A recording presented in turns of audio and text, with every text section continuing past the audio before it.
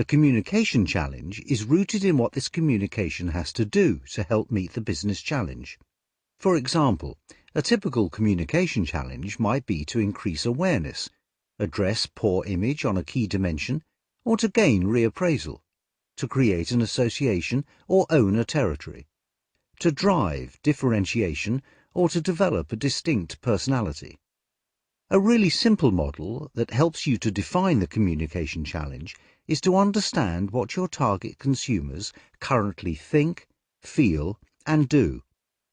Then be clear on what we want to change in the minds of these consumers by defining what we want them to think, feel, and do as a result of seeing or engaging in the communication idea. The key to unlock this change is where the communication challenge resides. To show how this works, click on the rock.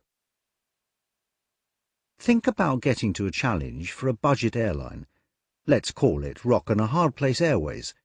It's not hard to think about what consumers currently think, feel, and do. They probably think budget flights are cheap and basic, but it's not worth spending a lot of money on flights as it's only a short hop. When they travel on budget airlines, it makes them feel like a third-class citizen.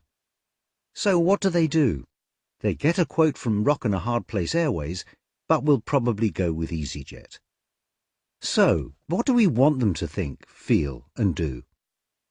We want them to think Rock And A Hardplace Airways are a cut above other budget airlines and you get treated better by them, and so have a more pleasurable experience. We want them to feel that it's great to be treated with respect. So, what they do in the future is to get a quote from EasyJet as well, but will go with Rock And A Hardplace Airways as they realise their better value for money. So, the challenge could be something like, to position Rock And A Hardplace Airways as the budget airline that offers high service.